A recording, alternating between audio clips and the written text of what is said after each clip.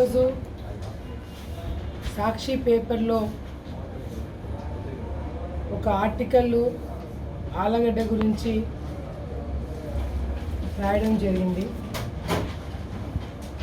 అక్రమాల ప్రియ. ఈరోజు సాక్షి పేపర్ కాదు, ఇది ఒక నవల.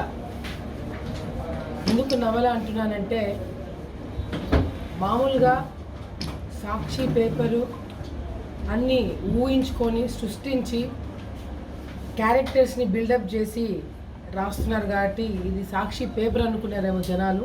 ఒక నవల అంటే మామూలుగా నవల్లో కూడా రైటర్స్ క్యారెక్టర్స్ని ఊహించుకొని ఆ క్యారెక్టర్స్ని బిల్డప్ చేసి రాస్తుంటారు. అట్లా సాక్షి పేపర్ వాళ్ళు కూడా ఈరోజు నవలగా ఒక స్టోరీని బిల్డప్ చేసి ఈరోజు రాయడం జరిగింది.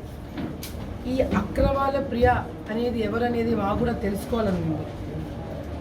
ఎవరు ఆలగడ్డ ప్రజలకు కూడా తెలియాలి, ఎవరు ఈ అక్రమాల ప్రియ నాకు కూడా తెలుసుకోవాలని ఉంది. మామూలుగా పేపర్లో ఏదైనా ఒక ఆర్టికల్ వచ్చింది అంటే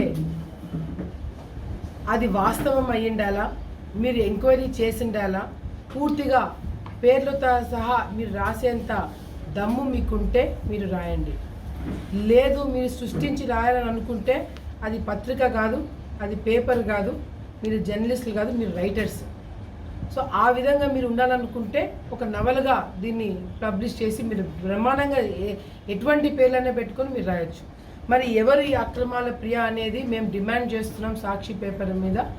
మీరు పేర్లతో సహా మీరు రాసేంత దమ్ము మీకుంటే రాయండి, లేదు అంటే వాస్తవాలన్నా బయట పెట్టండి. ఈ అక్రమాల ప్రియ అనేది మీరు ఏదైతే టైటిల్ పెట్టారో, మీరు ఊహించుకొని సృష్టించిన ఒక క్యారెక్టరు, ఆ అక్రమాల ప్రియ నాకు ఫోన్ చేసింది. ఈ పేపర్ చూసి నాకు ఫోన్ చేసింది. ఫోన్ చేసి ఏదైతే సాక్షి పేపర్లో మరి వచ్చిన కథనం గురించి మీరు ఎట్లా కథలు ఇచ్చేసారో దానికి కౌంటర్ కూడా ఆ అమ్మాయి ఫోన్ చేసి చెప్పింది. ఏదైతే ఆలగడ్డలో గతంలో నీరు చెట్టు కింద తెలుగుదేశం పార్టీ నాయకులు డబ్బులు దోచుకున్నారు, పని చేయకుండా కూడా మరి బిల్లులు పెట్టుకున్నారని చెప్పి సాక్షి పేపర్లో రాయడం జరిగింది. మీరు మరి ఆ అమ్మాయి ఏమంటుందంటే, పనులు చేసింది తెలుగుదేశం పార్టీ హయాంలో అయినా బిల్లులు వచ్చింది వైసీపీ హయాంలో. మరి ఏ విధంగా కోర్టుకు వెళ్ళి విజిలెన్స్ కింద అన్నీ క్లియర్ చేసుకొని ఏ విధంగా కోర్టు ద్వారా బిల్లులు ప్రభుత్వమే ఎందుకు ఇచ్చింది, ఒకవేళ ఏ పని జరగకపోయి ఉంటే ఎందుకు బిల్లులు వచ్చినాయని చెప్పి కూడా ఈ సందర్భంగా ఈ సాక్షి పేపర్ని మేము ప్రశ్నిస్తున్నాం.